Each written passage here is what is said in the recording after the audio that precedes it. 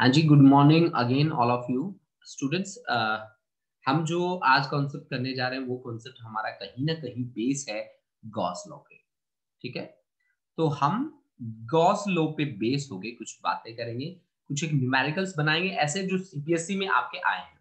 ठीक है, आपके सीबीएसई में आपने उन न्यूमेरिकल्स को फेस किया है, कुछ ऐसे न्यूमेरिकल्स करेंगे हम। और उसके अलावा हम इसकी जनरल बातें पढ़ेंगे। देखो बच्चा, जब हम गॉस लॉ की बातें करते हैं तो गॉस लॉ जो है वो इलेक्ट्रिक फ्लक्स से डील करता है। सिंपल सी भाषा में बात कि ये इलेक्ट्रिक फ्लक्स से डील करता है। और फ्लक्स हमेशा एक स्केलर क्वांटिटी होता है, क्योंकि ये स्केलर प्रोडक्ट है एक्चुअल में इलेक्ट्रिक फील्ड की और एरिया वेक्टर की। एक्चुअल में ये इलेक्ट्रिक फील्ड और एरिया वेक्टर की स्केलर प्रोडक्ट है। That's why we always say कि electric flux is a scalar quantity. और हम क्या कहते हैं कि मान लीजिए हमारे पास ये एक एरिया एलिमेंट है, मान लीजिए इस तरह का एक एरिया एलिमेंट है, हमने इस पे नॉर्मल ड्रॉप कर दिया और इसका जो नॉर्मल है वो मान लेते हैं कि इलेक्ट्रिक फील्ड के साथ एंगल बनाता है कितना, थीटा। इन दैट सिचुएशन मान लीजिए कि ये एंगल इनके बीच का है theta. In that situation that electric flux is E A cos theta. अब आप फ्लक्स में वेरिएशंस आप निकाल सकते हैं कैसे। आप कहेंगे कि सर इलेक्ट्रिक फ्लक्स की वैल्यू जो होगी वो जीरो पे कितनी होगी, जीरो पे मैक्सिमम वैल्यू होगी। जब आपका थीटा जीरो हो जाएगा तब आपके पास मैक्सिमम वैल्यू आएगी। जब आपका थीटा 180 डिग्री हो जाएगा मिनिमम वैल्यू आएगी। जब थीटा आपका 180 डिग्री हो जाएगा मिनिमम वैल्यू आएगी। और फ्लक्स की वैल्यू जीरो आएगी जब आपका थीटा कितना हो जाएगा, 90 डिग्री हो जाएगा। ठीक है ना। तो यानी कि फ्लक्स में वेरिएशंस हम किस तरह से देख सकते हैं, एंगल के साथ हम उनकी वेरिएशंस को चेक कर सकते हैं। ठीक है, एंगल के साथ हम उनकी वेरिएशंस को क्या कर सकते हैं, चेक कर सकते हैं। जैसे जैसे एंगल में चेंजेस आएंगे वैसे वैसे फ्लक्स में चेंजेस आते जाएंगे। अब देखो, जब मैं गॉस की बात मानता हूं तो गॉस मेरे को कहता है कि तुझे ना एक अंडर कंडीशन काम करना है, गॉसियन सरफेस मान के चलना है। गॉसियन सरफेस के बिना तो काम नहीं करेगा। तो ये देखेगा कि चार्जेस सरफेस के अंदर कितने हैं और मेरी स्टेटमेंट का यूज करेगा। मेरी स्टेटमेंट कहती है कि total electric flux through a close surface that is equal to E dot ds which is equal to 1 by epsilon naught times the q net या q inside। ठीक है, कि सरफेस के अंदर कितना चार्ज है टोटल, वो तेरे को देखना होता है। ठीक है, ये कहता है गॉस लॉ। ठीक है ना, गॉस लॉ ये बात कहता है कि सरफेस के अंदर कितना चार्ज है, ये चीज तुम्हें देखनी है।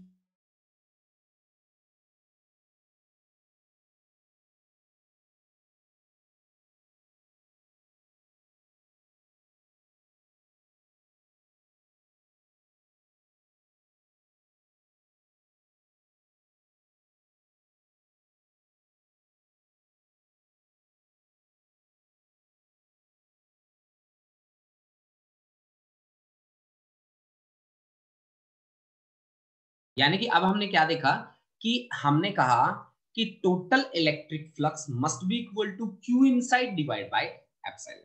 अब देखो बच्चा पार्टी, मैं आप लोगों से एक क्वेश्चन करता हूं। आप लोगों से मैं एक क्वेश्चन पूछता हूं। कैसा क्वेश्चन पूछूंगा, मेरे पास ये एक स्फीयर है और इस स्फीयर के सेंटर पे मैंने चार्ज रख दिया Q इज इक्वल टू, मान लीजिए मैंने रख दिया 5 इंटू 10⁻⁶ कूलम ऑफ चार्ज। इतना चार्ज मैंने रख दिया और मैंने कहा कि ये पॉजिटिव चार्ज है। तो आप मुझे बताइए कि इससे कितनी फील्ड लाइंस बाहर निकलेंगी। आपको मुझे नंबर बताना है, नंबर ऑफ फील्ड लाइंस। आप मुझे बताओगे number of field lines, number of field lines आप मुझे बताओगे कि नंबर ऑफ फील्ड लाइंस क्या होगा। तो आपके दिमाग में आएगा कि सर जी नंबर का कहां फॉर्मूला बताया आपने। तो मैं कहूंगा कि यार फ्लक्स जो होता है वो फ्लक्स क्या बताता है आपको, number of field lines. Ultimately बात क्या होती है कि आप फ्लक्स के बारे में सोचते हो, फ्लक्स का मतलब होता है number of field lines penetrating an area element normally, है ना। तो नंबर ऑफ फील्ड लाइन जितना ज्यादा होगा फील्ड की स्ट्रेंथ उतनी ही ज्यादा होगी। मतलब आप सीधी सीधी बातें करो ना कि जितनी ज्यादा क्राउड होगी फील्ड लाइंस की उतनी ज्यादा फील्ड की स्ट्रेंथ होगी। अगर मैं इस चीज को देखूं कि आपने मेरे को चार्ज दे दिया और चार्ज देके आप मेरे को पूछ रहे हो कि टोटल फील्ड लाइन बताओ, तो मैं कहता हूं भाई फ्लक्स का फॉर्मूला लेके आओ। फ्लक्स इज क्या होता है 1/ε0 times the net charge q inside. q inside कितना है? q इनसाइड है 5 × 10⁻6। एप्सिलॉन नॉट की वैल्यू मान लीजिए 8 पॉइंट, मान लीजिए क्या होती है 10⁻⁻12। तो ये 5 इसको 10 मान लो नियरली इक्वल टू, और 10⁻6 इंटू 10⁻+12 आ गया ऊपर।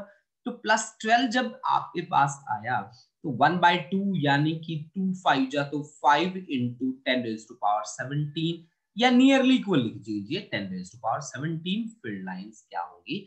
बाहर निकलेंगी 10⁻17। आपसे जनरली कोई सवाल कर सकता है कि यार आपको ना हमने क्या दिया है पता है? हमने आपको 1 कूलम ऑफ चार्ज दिया है, 1 कूलम ऑफ चार्ज दिया, आप हमको बता दीजिए कि उससे कितनी फील्ड लाइंस बनेंगी, ठीक है ना? या चार्ज आपको दे सकता है चार्ज ऑन इलेक्ट्रॉन 1 इलेक्ट्रॉन। भैया आपको कह दे कि एक इलेक्ट्रॉन हमने बैठा रखा है या एक प्रोटॉन हमने बैठा रखा है, इलेक्ट्रॉन या प्रोटॉन प्लस ई चार्ज बैठा रखा है हमने एक स्फीयर के अंदर, इस तरह का एक स्फीयर आपको दे दे, प्लस ई चार्ज हमने बैठा रखा है, तो कितनी फील्ड लाइंस उससे बाहर निकलनी चाहिए? तो फिर आप क्या करेंगे कि E के ऊपर चार्ज मतलब कितना हुआ कि 5E is equal to E का मतलब है 1.6 into 10⁻⁻19 coulomb charge divide by epsilon not की वैल्यू कितनी होती है 8.85 इंटू 10⁻⁻12। तो ये आपके पास 1.6 अपॉन 8.85 इंटू 10⁻⁻7। ठीक है, अब तक नंबर ऑफ फील्ड लाइन नहीं आ रहा, माइनस में आ रहा है, तो आपको चार्ज थोड़ा सा और फालतू बढ़ाना पड़ेगा और बढ़ा के चार्ज आप वैल्यू कैलकुलेट कर लीजिए। मैं आपको एक बात बता दूं, फिजिक्स के अंदर जब आप इलेक्ट्रिसिटी में जाते हो, स्पेशल इलेक्ट्रिक चार्जेस से डील करते हो, तो वहां पे 1 कूलम ऑफ चार्ज का बहुत बड़ा रोल होता है।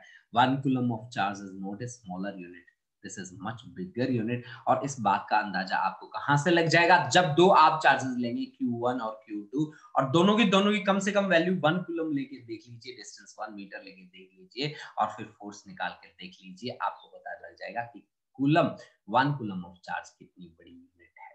ठीक है, अब एक न्यूमेरिकल बनाता हूं, सीबीएसई में आया हुआ न्यूमेरिकल है। आपको एक इलेक्ट्रिक फील्ड दे रखा है, ऐसे आपको इलेक्ट्रिक फील्ड गिवन है जिसकी वैल्यू है 5 इंटू 10⁻³ इंटू आई कैप, और इलेक्ट्रिक फील्ड की यूनिट क्या होती है भाई? न्यूटन का कूलम। ये आपको इलेक्ट्रिक फील्ड दे रखा है, गिवन है ये आपको, है ना? सीबीएसई में आया हुआ न्यूमेरिकल है बच्चा। जिन बच्चों ने पढ़ रखा है सीबीएसई वाले न्यूमेरिकल्स, वो देखते ही समझ गए होंगे कि मैंने कौन सा न्यूमेरिकल उठाया है।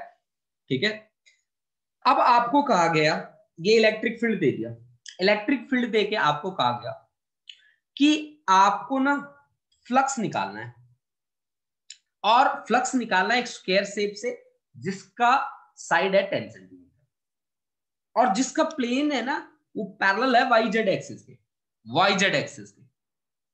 ठीक है, अब देखो पता है क्या बात क्या कही गई है, देखो बात को समझने की कोशिश करो। अगर कॉन्सेप्ट अल्टीमेटली आपको समझ में आ गया कि पूछ क्या रहा है, तो बात आपकी बन गई समझना। ये बात आप सोच के चलो कि अगर आपको ये पता चल गया कि पूछ क्या रहा है, तो कॉन्सेप्ट आपका बन चुका है। स्क्वायर कह रहा है ना, ये लो स्क्वायर से बनाओ। अब सुनो, इसने क्या कहा, वाई जेड प्लेन के पैरेलल है, मतलब ये एक्सिस कहीं ना कहीं मान लो वाई एक्सिस की तरफ मान लो, और ये एक्सिस कहीं ना कहीं जेड की तरफ मान लो। वाई जेड के पैरेलल है, वाई जेड के पैरेलल है, तो ये मान लो वाई एक्सिस है, ये मान लो जेड एक्सिस है। तो इनका जो नॉर्मल आएगा, नॉर्मल उठ के बाहर आएगा, वो बाहर किस डायरेक्शन में आएगा? ऑफ कोर्स एक्स डायरेक्शन में आएगा। फ्लक्स फाइंड करना है, फ्लक्स कैसे फाइंड करेंगे बताओ? फ्लक्स होता है इलेक्ट्रिक फील्ड का डॉट प्रोडक्ट किसके साथ? एरिया के साथ। ठीक है, अब इलेक्ट्रिक फील्ड का जो डायरेक्शन है वो एक्स डायरेक्शन है, और इसके नॉर्मल का, एरिया के नॉर्मल का जो डायरेक्शन होगा वो वाई जेड के परपेंडिकुलर कौन होगा? एक्स। तो आई डॉट आई क्या होता है? 1। यानी कि इलेक्ट्रिक फील्ड भी आपके पास E इंटू आई कैप लिख सकते हैं, और एरिया वेक्टर को E area into I cap, यानी कि simply electric field into area. Electric field की वैल्यू है 5 इंटू 10⁻³ और एरिया की वैल्यू कितनी है? इसकी साइड आपको मैंने कितनी बताई थी? 10 सेंटीमीटर बताई थी, तो 10 इंटू 10 सेंटीमीटर, 10 सेंटीमीटर को मीटर में कन्वर्ट करो तो 10 इंटू 10 इंटू 10⁻⁻⁴ है ना? ये आपके पास आ गया क्या कि 50 फ्लक्स की यूनिट क्या होती है भाई? फ्लक्स की यूनिट होती है न्यूटन मीटर स्क्वायर पर कूलम। ये लो भाई, ये आपका आंसर आ गया बस। अब इसी में एक क्वेश्चन और ऐड कर दिया, ये देखो ये सिंपल सा क्वेश्चन है, इसमें एक क्वेश्चन ऐड कर दिया कि अगर यही ऐसी कंडीशन आ जाए कि मतलब हम बनाते हैं एक न्यूमेरिकल, इसी में बनाते हैं कि what would be the flux through the same square if plane makes an angle 30 degree with X axis. अगर एक्स एक्सिस के साथ 30 डिग्री का एंगल बनाए तो कंडीशन कैसी होगी? तो आपके पास क्या हो जाएगा? Flux phi is equal to क्या होता है? E A cos theta. अब आपको थीटा कितना दे दिया? 30 डिग्री। थीटा कितना दे दिया? 30 डिग्री का एंगल मैंने आपको प्रोवाइड कर दिया। 30 डिग्री का एंगल प्रोवाइड करते ही आपने फटाक से कॉन्सेप्ट बना दिया और आपने कहा कि ये लो सर, ये भी कॉन्सेप्ट आपका तैयार है, ठीक है ना। यानी कि इसने कहा कि when plane makes an angle 30 degree with X axis, plane का एंगल है 30 डिग्री। ये देखो भाई, मैंने कहा कि plane makes an angle 30 degree, plane makes an angle 30 degree. तो आप जो थीटा लोगे ना बेटा, वो नॉर्मल के साथ आपको देखना पड़ेगा, तो वो आपका क्या रहेगा? 60 डिग्री रहेगा। ये बात थोड़ी सी यहाँ पे सोच लेना भाई, ठीक है। मैंने भी पहले फटाफट में जल्दी जल्दी में बोल दिया आपको, ठीक है। अब देखो बच्चा, आगे अपनी बात को बढ़ाते हैं और देखते हैं कि हमारा नेक्स्ट कॉन्सेप्ट हमसे क्या पूछ रहा है, कैसे हम उसकी बातों को, कैसे हम उसको कवर करके चलेंगे, कैसे हम आपके सामने एक्सप्लेन करेंगे। देखो ये एक न्यूमेरिकल मैंने आपको करवा दिया, सिंपल सा न्यूमेरिकल था जिसको बहुत इजीली आप कवर कर सकते हो, ठीक है। अगली स्टेटमेंट मैं आपको लिख के चलूंगा, मैं आपको साथ साथ बता के चलूंगा, और जैसे ही मैं बताऊंगा आप साथ साथ मेरे कवर करते चलना, ठीक है। देखो बच्चा, देखो बच्चा, आज जिन चीजों से मैं डील कर रहा हूं ना, वो स्पेशली हैं आपके सामने गॉस लॉ की एप्लीकेशंस, ठीक है। गॉस लॉ की एप्लीकेशंस के साथ मैं डील करके चल रहा हूं। और गॉस लॉ कहता है कि total electric flux through a close surface is equal to 1 by epsilon naught times the net charge enclosed in that surface. यही उसकी स्टेटमेंट है, ठीक है ना। इसी स्टेटमेंट को अपना बेस बनाना है और इसी पे हमें काम करना है, इसी को बेस बनाना है और इसी पे अपना काम करना है। अब मैं सीबीएसई में आया हुआ एक और न्यूमेरिकल आपके सामने लेके आ रहा हूं कि मेरे को एक यूनिफॉर्म इलेक्ट्रिक फील्ड दे रखा है, electric field is a vector quantity, और वो फील्ड मेरे को दे रखा है एक्स एक्सिस का लॉन्ग है और आई कैप से मल्टीप्लाई कर रहा हूं, ठीक है। और इलेक्ट्रिक फील्ड की यूनिट होती है न्यूटन पर कूलम, यानी कि electric field vector is equal to E X into I cap newton per coulomb. यहां पे कंडीशंस दे रखी है एक्स ग्रेटर देन 0 और एक इलेक्ट्रिक फील्ड इंटेंसिटी मेरे को दे रखी है क्या? माइनस के साथ ई X into I cap newton per coulomb for x less than 0, for x less than 0।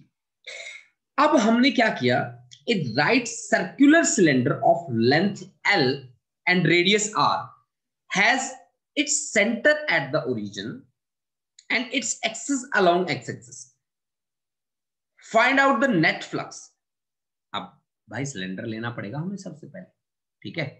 Cylinder बनाता हूं, फिर मैं बताता हूं कि क्या बात इसने कैसे कैसे कही है, ठीक है।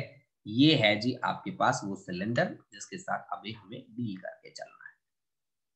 ये लो भाई बच्चा पार्टी, ये मैंने एक सिलेंडर बनाया ऐसे, ठीक है। और ये हमने इसका uniform area of cross section,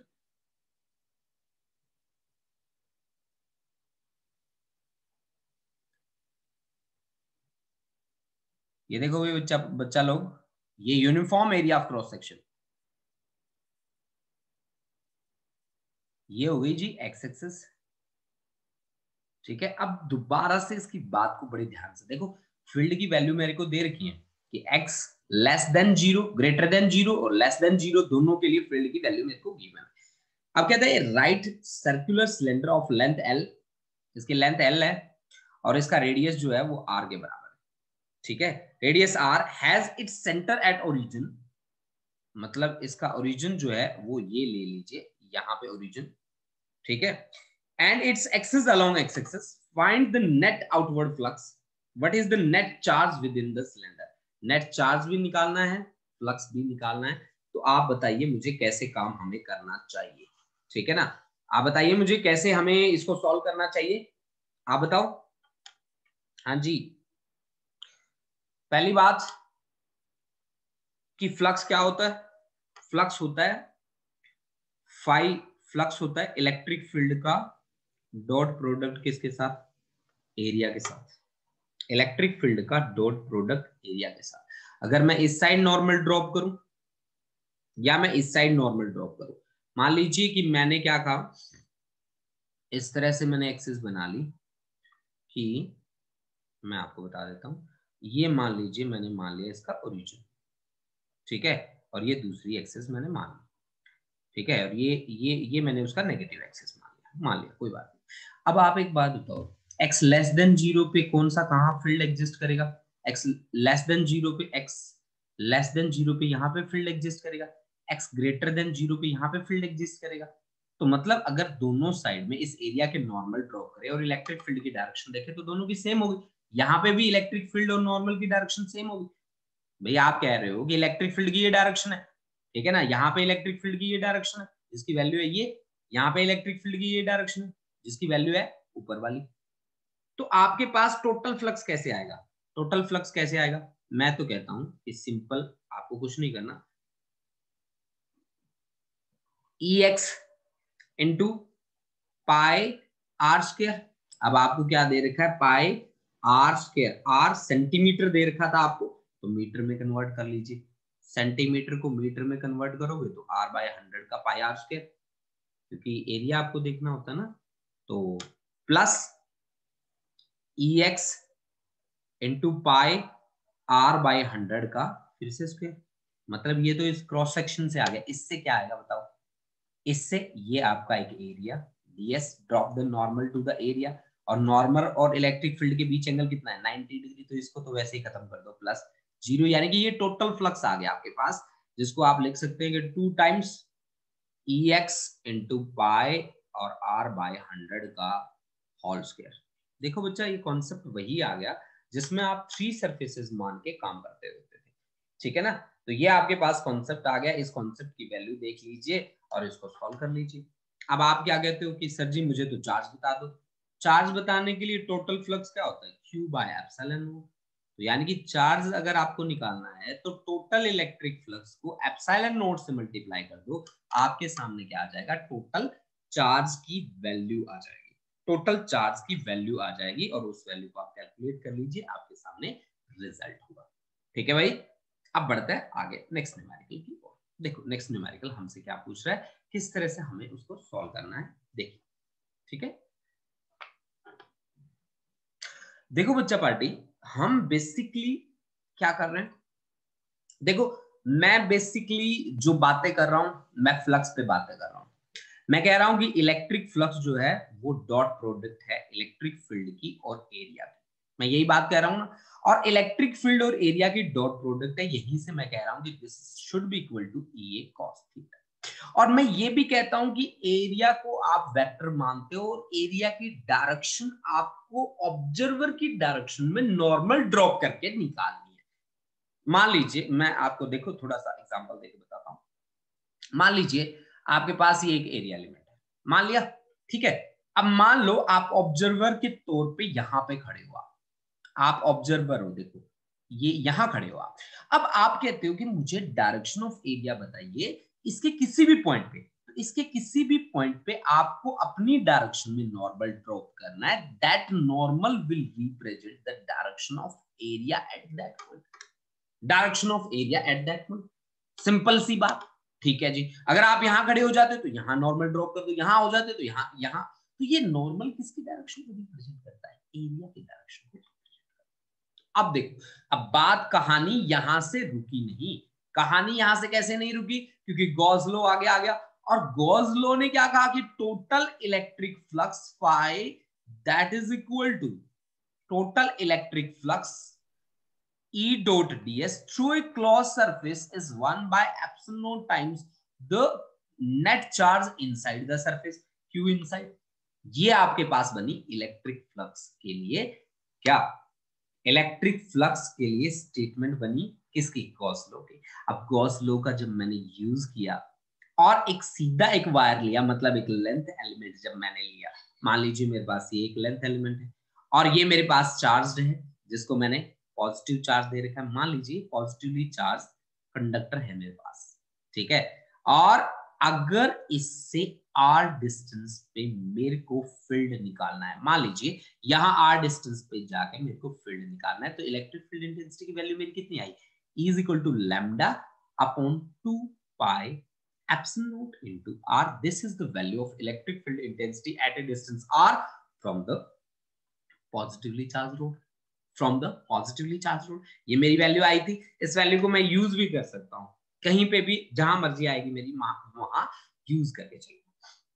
एक कंडीशन और भी आती है बच्चा लोग, बताऊं मैं आपको वो कंडीशन ये है कि अगर ये एंगल जो है एंड पॉइंट के साथ उसके फाइनाइट एंगल्स बनते हैं, मान लीजिए कि यहां से लेकर यहां तक phi 1 बन रहा है और यहां से लेकर यहां तक phi 2 एंगल बन रहा है, in that situation what we have to do, ये मान लो phi 1 एंगल बन रहा है, ये आपके पास phi 2 एंगल बन रहा है, तो आपकी जो वैल्यू होगी वो क्या हो जाएगी कि ये हो जाएगी lambda upon 4 pi epsilon naught into r और sin phi 1 plus sin phi 2, sin phi 1 plus sin phi 2। अगर उसकी लेंथ इनफाइनाइट है ना तो phi 1 और phi 2 कितने हो जाएंगे, 90 डिग्री हो जाएंगे, और 90 डिग्री होते ही रिजल्ट आपका सेम आ जाएगा, इक्वेट करके देख लो। If conductor is of infinite length, then phi 1 and phi 2 becomes equal to 90 degree, और 90 डिग्री जैसे ही बनेंगे इलेक्ट्रिक फील्ड की वैल्यू कितनी आ जाएगी, सेम जो ऊपर लिखी है lambda upon 2 pi epsilon naught into r। अब देखो, अगर मान लो मेरे पास एक कंडक्टिंग स्फेरिकल शेल है, मान लीजिए मेरे पास एक कंडक्टिंग या होलो स्फेरिकल शेल है, ये मान लीजिए कंडक्टिंग स्फेरिकल शेल, और कंडक्टिंग स्फेरिकल शेल के लिए स्पेशल बात क्या होती है, उसके अंदर चार्ज एग्जिस्ट नहीं करता।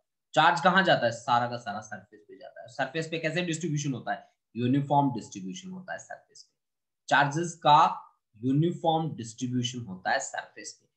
तो इस सिचुएशन में इलेक्ट्रिक फील्ड इंटेंसिटी क्या होती है उसके सरफेस पे, that is equal to sigma by epsilon naught. This thing you have to keep in mind, sigma is surface charge density actually guys, and lambda यहाँ पे क्या है, lambda is linear charge density, lambda is linear charge density, lambda is linear charge density having the value charge per unit length of the conductor. Okay, sigma is surface charge density, surface charge density that is charge per unit area. मैं आपको एक बात बता दूं कि sphere के case में charge उसके अंदर एग्जिस्ट नहीं करता, उसके सरफेस पे एग्जिस्ट करता है, that's why we talk about the surface charge density.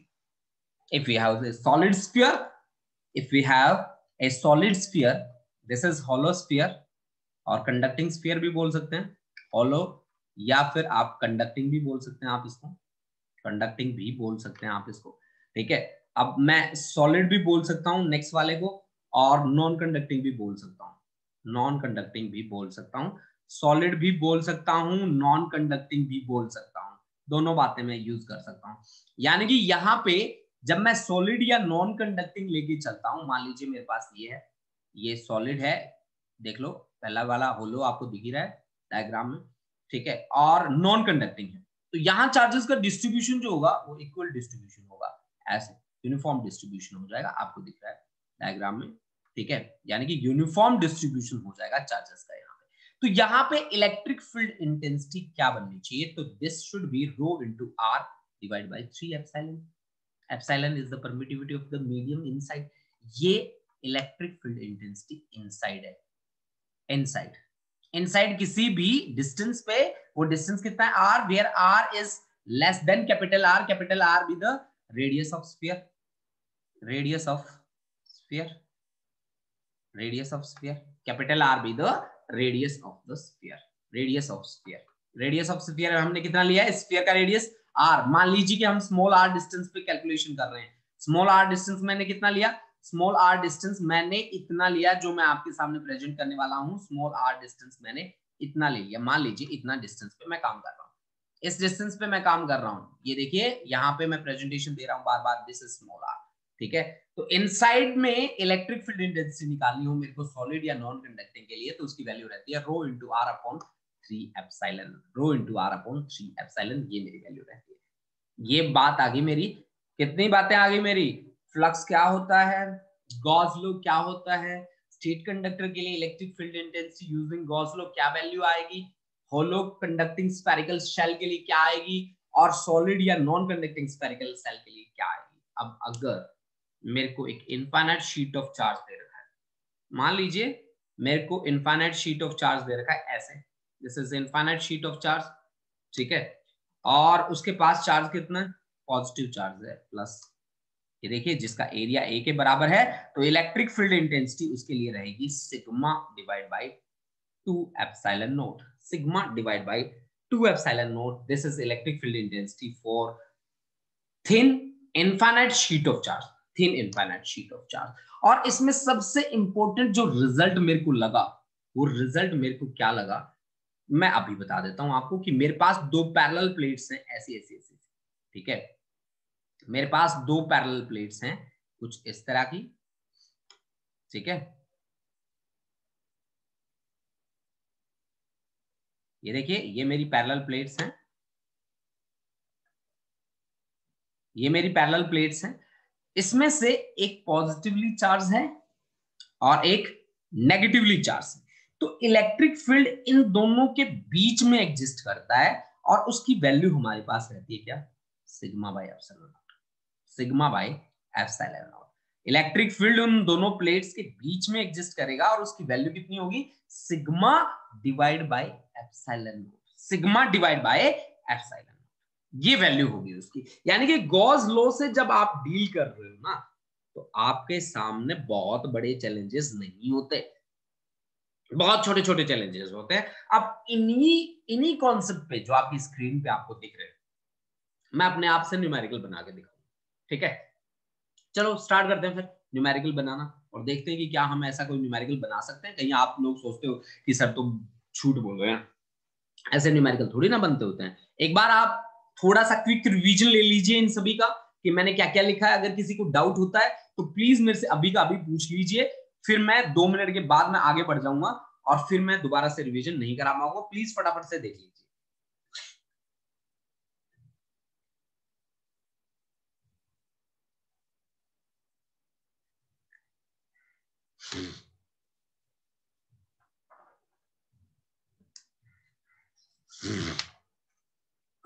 हाँ जी, क्विक रिवीजन ले लीजिए फटाफट से, 2 मिनट का टाइम है आपके पास।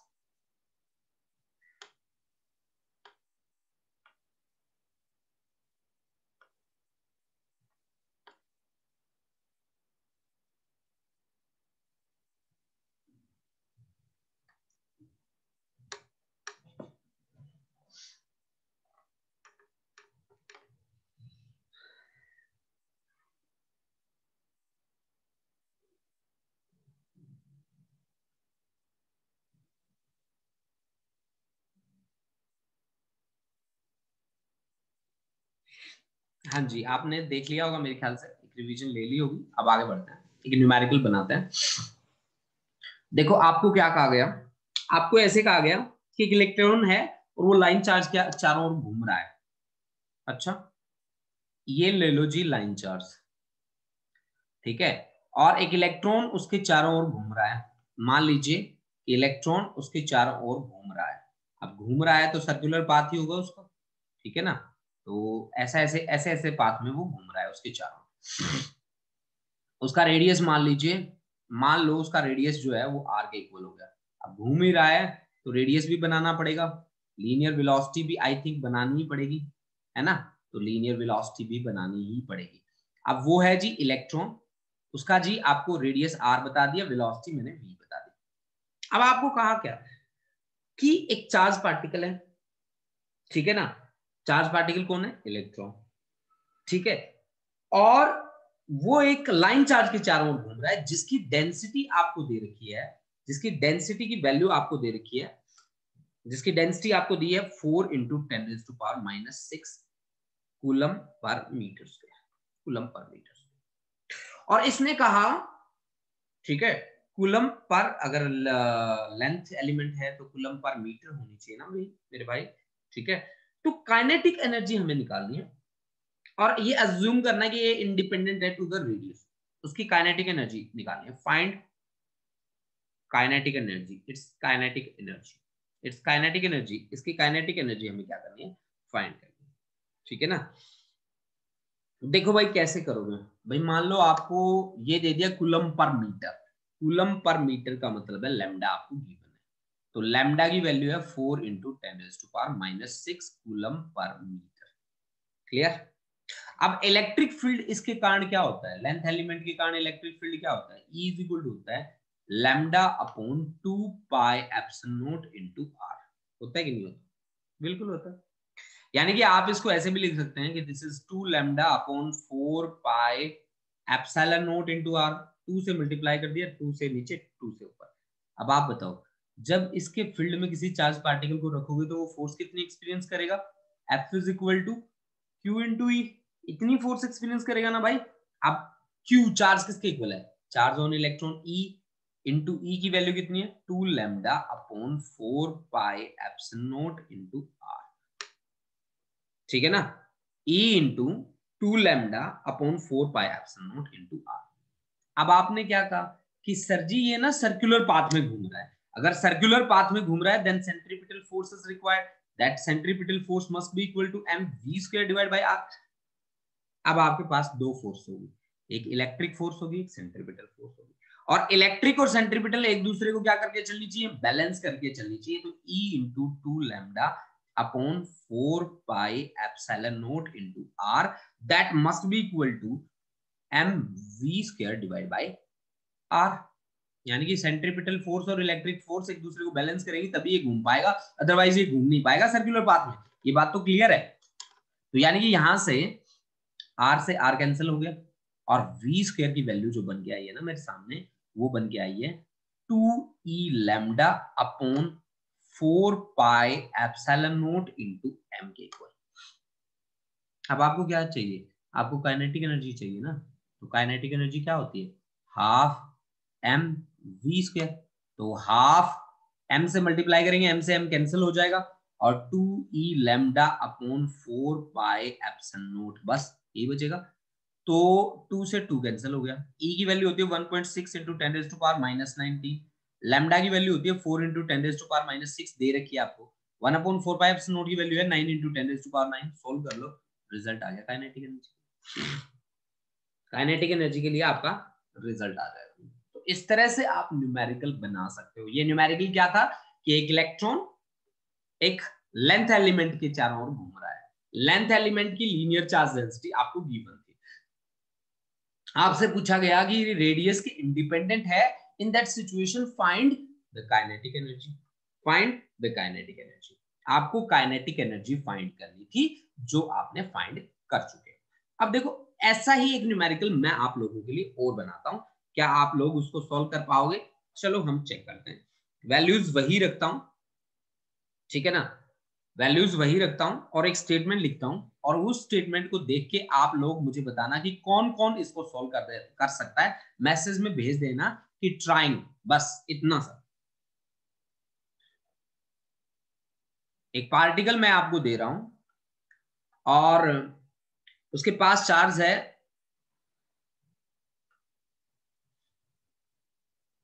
माइनस, नेगेटिव चार्ज है 2 into 10⁻⁻6 coulomb,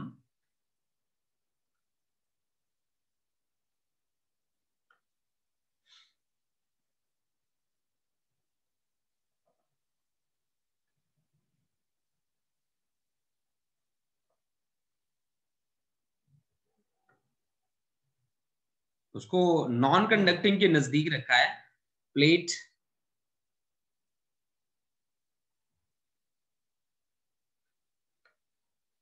having 4 into 10⁻⁻6 coulomb per metre square, यानी कि this is surface charge density ना।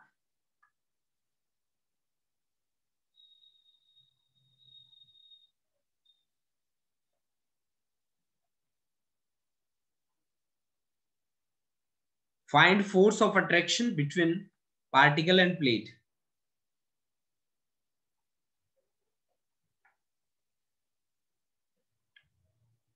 पार्टिकल और प्लेट के बीच फोर्स ऑफ अट्रैक्शन फाइंड कीजिए। ए पार्टिकल जिसके पास नेगेटिव चार्ज है is placed close to a non-conducting plate having surface charge density that is 4 into 10 raised to power minus 6 coulomb per meter square. Find force of attraction between particle and plate. Force of attraction निकालना है आपको particle और plate के बीच। देख लो भाई कैसे निकालोगे particle और प्लेट के बीच, कैसे आप कैलकुलेट करोगे आप बता दो मुझे। हाँ जी, कितने बच्चे ट्राई कर सकते हैं इस चीज को? अच्छा, एक मैसेज तो आ गया जी, पायल ट्राई कर रही है। अच्छा, और कोई ट्राई कर रहा है? फटाफट से मैसेज भेज दो मेरे को, जो जो ट्राई कर रहा है ट्राइंग लिख के भेज दो भाई। साहिल प्रीत ट्राई कर रहा है, वेरी गुड, बहुत बढ़िया। और कोई?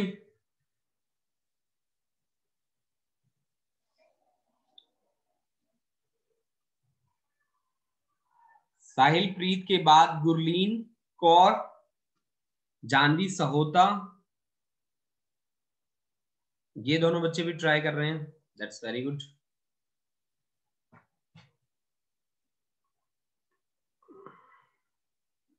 आकृति, मनजोत कौर,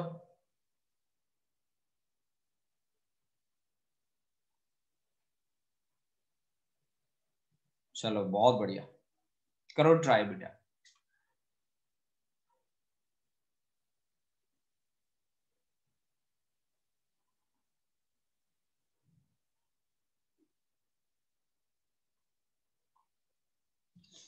अच्छा जी, जो बच्चे ट्राई कर रहे हैं दैट्स वेरी गुड, और जो बच्चे ट्राई नहीं कर रहे मैं उनको बता दूं कि surface charge density word use हुआ है यहाँ पे। तो यहाँ पे जो मेरे को जो प्लेट दे रखी है वो कुछ इस तरह की प्लेट है, मैं आपके सामने बना देता हूँ। बच्चों कोशिश जरूर किया करो, आपने वो कहावत सुनी होगी कि कोशिश करने वालों की कभी हार नहीं होती और लहरों से डर के कभी नदियां पार नहीं होती। ठीक है, तो लहरों से मत डरो, अब आपके फाइनल एग्जाम आ चुके हैं, आप टेंशन ना लो। ठीक है, ये देखो हमारे पास ये नॉन कंडक्टिंग प्लेट है जिसकी सरफेस चार्ज डेंसिटी कितनी है, 4 into 10⁻⁻⁶ coulomb per metre square. मैं आपको बता दूं कि यहाँ चार्ज का यूनिफॉर्म डिस्ट्रीब्यूशन आपको शो करा गया है। ठीक है, चार्ज का यूनिफॉर्म डिस्ट्रीब्यूशन। ठीक है, और आपको कहा गया है कि इसकी जो इलेक्ट्रिक फील्ड इंटेंसिटी होती है, इसकी कितनी होती है, हमने करी थी ना एक प्लेट के लिए, सिग्मा बाय 2 एप्सिलॉन नॉट। अब अगर इसके इफेक्ट में किसी चार्ज पार्टिकल को रखा तो कितना फोर्स एक्सपीरियंस करेगा, that should be equal to Q into E, that should be Q into E. तो Q चार्ज कितना है, -2 इंटू 10⁻⁻⁶। जब फोर्स निकालते हो तो प्लस माइनस मेंशन नहीं करते, 2 इंटू 10⁻⁻⁶। इलेक्ट्रिक फील्ड इंटेंसिटी क्या होती है, sigma by epsilon not. Sigma कितना दे रखा है, 4 into 10⁻⁻⁶ divide by 2 epsilon not. Epsilon not की वैल्यू कितनी है, 8.85 इंटू 10⁻⁻12। अब 10⁻⁻12 तो इन दोनों से कैंसिल हो गया, और 4 टू जा 8 डिवाइड बाय 2 इंटू 8.85, इसको लगभग 8 से कैंसिल कर दो, ये आ जाएगा 0.8, 0.5 आना चाहिए था, 0.3 कुछ लिख दो, 0.3 न्यूटन वगैरह, 0.3 या 0.4 के लगभग आ जाएगा आंसर। ठीक है, तो ये जो क्वेश्चन मैंने आपको लिखाया था ये उसका आंसर आ चुका है आप लोगों के सामने। ठीक है, बहुत ही इजी था, बहुत ही इजीली आपने मेरे को बता दिया कि सर जी ऐसे हम करेंगे इसको। अब देखो एनसीईआरटी का एक न्यूमेरिकल है, एनसीईआरटी का एक न्यूमेरिकल कैसे बनाया गया है मैं उस न्यूमेरिकल को समझाता हूं और फिर मैं आपसे पूछता हूं कि क्या आप उसको सॉल्व कर सकते हैं। देखो बच्चा, कैसे आपको डील करना है भाई, आपको एक क्यूबिकल मान लो क्यूबॉइड स्ट्रक्चर दे दिया जिसकी लेंथ ब्रेथ और हाइट तीनों की तीनों अलग अलग है, क्यूबॉइड। ठीक है ना, कैसे दिया, इस तरह से स्ट्रक्चर बना के आपको दे दिया। ये देखो भाई, ये आपको एक क्यूबिकल स्ट्रक्चर दे दिया। देखो भाई बच्चा लोग, अगर इस क्यूब के अंदर आपको चार्ज दे दिया Q और आपसे पूछा कि टोटल फ्लक्स कितना है, तो आप आंसर करोगे कि Q bye epsilon not, total flux inside the cube. ठीक है ना, टोटल फ्लक्स आपने बता दिया इस क्यूब के अंदर जिसके अंदर चार्ज Q है, तो फ्लक्स कितना होगा Q बाय एप्सिलॉन नॉट। अगर आप किसी फेस से डील कर रहे हैं, सिंगल फेस से डील कर रहे हैं, तो तो चेहरे कितने होते हैं इसमें 1 2 3 4 5 6। अगर आप फेस से डील कर रहे हैं तो 1/6 क्यू बाय एप्सिलॉन नॉट। अगर आप किसी कोने से डील कर रहे हैं, कॉर्नर से डील कर रहे हैं, एक सिंगल कॉर्नर से, तो कॉर्नर कितने होते हैं 1 2 3 4 5 6 7 8, यानी कि 1/8 क्यू बाय एप्सिलॉन नॉट। अगर आप साइड से डील कर रहे हैं तो साइड से आपके पास कितना होगा 1/12 of Q by epsilon not. अब आपको न्यूमेरिकल देखो, एनसीईआरटी वालों ने ना थोड़ा सा आपको पजल करने की कोशिश करी और कैसे न्यूमेरिकल आपके सामने बना के रखा, वो मैं न्यूमेरिकल आपको बताने जा रहा हूं। देखो, आपको कहा गया कि एक स्क्वायर है, एक स्क्वायर है, उसकी साइड है ना वो 10 सेंटीमीटर है, ठीक है ना। एक स्क्वायर है, उसकी साइड है ना वो 10 सेंटीमीटर। अब आपको उसके नॉर्मल में जाके, मान लीजिए कि भाई आपको कुछ इस तरह से स्ट्रक्चर बना के दिया गया, ठीक है, कुछ इस तरह से स्ट्रक्चर बना के दिया गया, मैं आपको बताता हूं थोड़ा सा, कुछ इस तरह से।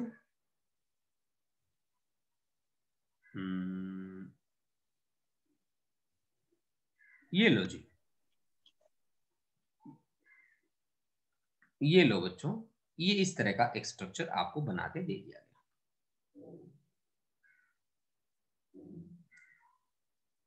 चलो कोई बात नहीं, इसको मिला दो, ठीक है। अब देखो, आपको क्या कहा गया कि इसकी हर एक साइड जो है वो 10 सेंटीमीटर की है, ठीक है ना।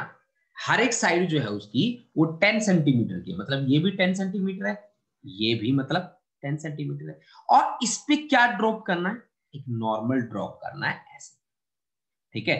आपको 10 सेंटीमीटर अबो जाके काम करना है, ठीक है ना, 10 सेंटीमीटर अबो, 10 सेंटीमीटर। और यहां पे एक चार्ज बैठा दिया क्यू, जिसकी वैल्यू आपको दे दी 6 × 10⁻⁻6 कूलम, ये चार्ज दे दिया, पॉजिटिव चार्ज दे दिया, और 10 सेंटीमीटर पे जाके ऊपर काम करो, ठीक है। तो आप मेरे को एक बात बताओ, सोचने वाली बात है, ये बात कैसी है, ये बात शायद ऐसी नहीं है कि ये 10 सेंटीमीटर दे दे, ये भी 10 सेंटीमीटर दे दे, ये भी 10 सेंटीमीटर दे दिया, मतलब आपको यहाँ यहाँ पे जाके 10 सेंटीमीटर हाइट पे जाके काम करना है, किसके कारण, इस एरिया के कारण। मतलब ये क्या बना, एक फेस बना, फेस के कारण कितना होता है 1/6, मतलब इसमें कितने फेस होते हैं 1 2 3 4 5 6, हाँ। तो आपके पास कितना बना, फ्लक्स कितना बनेगा एक सिंगल फेस के कारण 1/6 क्यू बाय एप्सिलॉन नॉट, बनेगा कि नहीं बनेगा। अब आपको चार्ज दे ही रखा है, तो 1/6 चार्ज कितना है 6 × 10⁻⁻6, 6 से 6 गया, एप्सिलॉन नॉट की वैल्यू होती है 8.85 × 10⁻12, यानी कि नंबर ऑफ फील्ड लाइंस लगभग आपका 10⁵ आ गया आंसर, ठीक है। या फ्लक्स बोल दो, चाहे फ्लक्स को कैसे, force per unit test charge, यानी कि न्यूटन मीटर स्क्वायर पर कूलम, ये इसकी यूनिट बन गई, फ्लक्स की ये यूनिट होती है नंबर ऑफ फील्ड लाइंस। तो ये एनसीईआरटी का एक न्यूमेरिकल था जो मैंने आपको बताया, ठीक है। तो एनसीईआरटी के न्यूमेरिकल के साथ आप कुछ इस तरह से डील कर सकते हैं, जैसा कि मैंने आपको बताया। आज मैंने आपको जो कॉन्सेप्ट्स कराए हैं वो कॉन्सेप्ट सारे के सारे गॉस लॉ पे बेस्ड हैं, गॉस लॉ की एप्लीकेशंस पे बेस्ड है, यानी कि पूरा जो कॉन्सेप्ट हमारा चला है वो फ्लक्स पे बेस होके चला है, पूरा कॉन्सेप्ट हमारा फ्लक्स पे बेस होके चला है। तो आप इसको बहुत ही अच्छे तरीके से तैयार कर लें, ठीक है। जितना अच्छे तरीके से आप प्रिपेयर कर पाएंगे उतना ही ज्यादा होल्ड आपका इस पे बन जाएगा, ठीक है ना। अब मान लो आपको, चलो मैं एक न्यूमेरिकल और बना के दिखाता हूँ, ठीक है, जो सीबीएसई में आया हुआ है, ठीक है। और आप कहोगे सर जी की बहुत इजी न्यूमेरिकल है, सीबीएसई ने बहुत इजी न्यूमेरिकल दिया था हमको, ठीक है। तो न्यूमेरिकल मैं यहाँ लिखता हूँ, जितने बच्चे ट्राई कर सकते हैं वो ट्राई कर लेंगे। मान लीजिए एक स्फेरिकल गॉसियन सरफेस है, स्फेरिकल गॉसियन सरफेस है,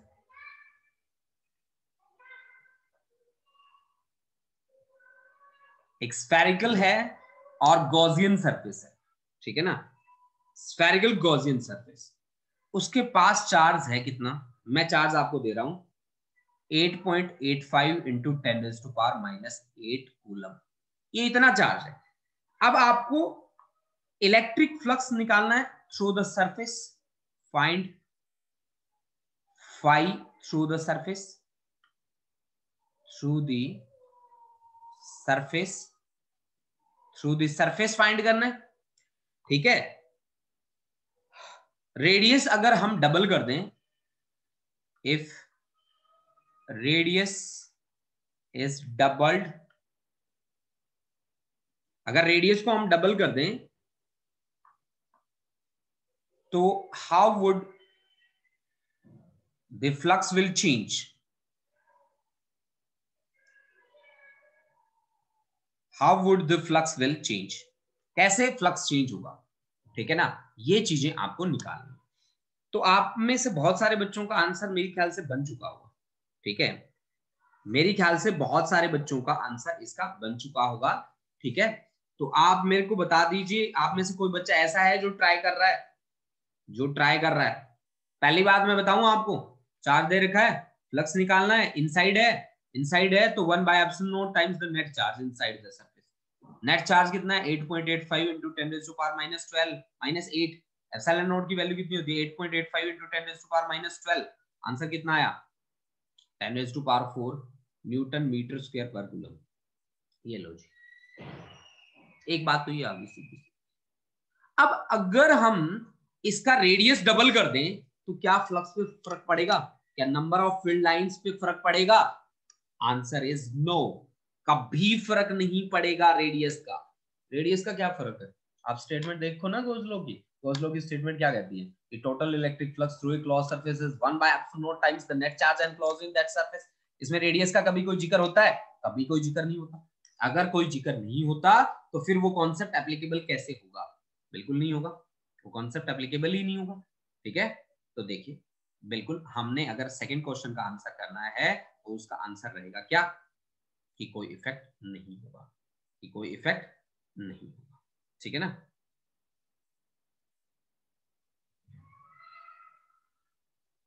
ठीक है, कि उसका कोई इफेक्ट नहीं रहेगा हमारे।